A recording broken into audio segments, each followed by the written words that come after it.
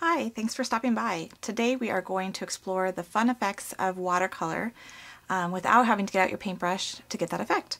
So as you'll see here in my sample card, if you look at the little cute bunny, he is very soft looking because we've taken and done the watercolor effect using our watercolor pencils, and I'm going to go ahead and show you how to do that. Okay, so taking a scratch piece of paper here, I'm going to go ahead and ink up my little bunny, my bunny image here, in the desert sand ink. So you're just going to go ahead and stamp your image like you normally would. And you've got your bunny. And then you're going to go ahead and, using our watercolor pencils, you're going to go ahead and pull out the colors that you want to color your bunny. And I'm going to start by coloring him brown bag. And you're just going to color like you normally would, kind of back in the days when you were in school and didn't have a care in the world. You just go back to that time and start coloring in your bunny.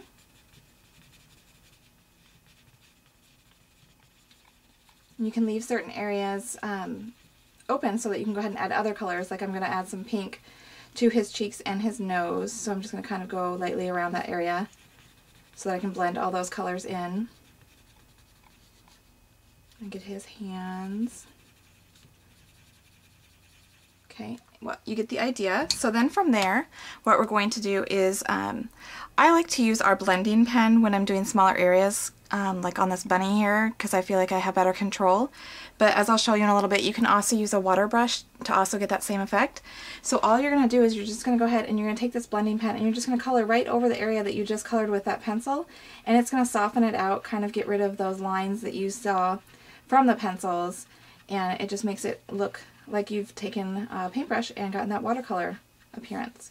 You just go over all the areas that you have colored in, which I've just done, and then when you're going to switch to a new color, all you need to do is just kind of scratch off on that excess paper, on some scratch paper, just to get any excess color out of your pen, and then you can go ahead and move on to a different color.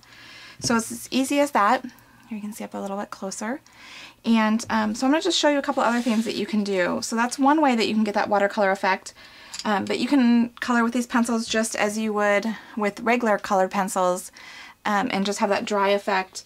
Like I'll show you here a sample. So it still has a nice soft look to it, but it looks a little bit sketchy, a little bit grainy. So I'm going to make a couple samples so I can show you a couple different things here. Okay. So one, we have this first one here, and I'm going to go ahead again and take the water brush like I showed you before and kind of soften that up, and you can kind of see how it blends together, softens it out. And then on the second one, I'm going to take our water brush and just add a little bit of water by squeezing it and soften that out. And see, this is kind of what I was saying with the water brush, is I tend to feel like the water brush gives you more water, so if you're working with a larger area, that's good, but in smaller areas it'll tend to bleed out a little bit more, and so that's why I choose to use the blending pen. And but another thing that you can do if you want to skip that step entirely and you just want to deal with the water pencils is you can actually take some water and you can dip our watercolor pencils directly into water to soften them up, and when you go ahead and color, it's going to have that water effect. You'll just have to keep dipping to keep that water effect going, otherwise it will start drying and you'll get the colored pencil that you would have if you didn't get it wet. But if you look closely, you can see how it has gotten wet and kind of softened up from the water. So it gives you a couple different ways that you can achieve that effect.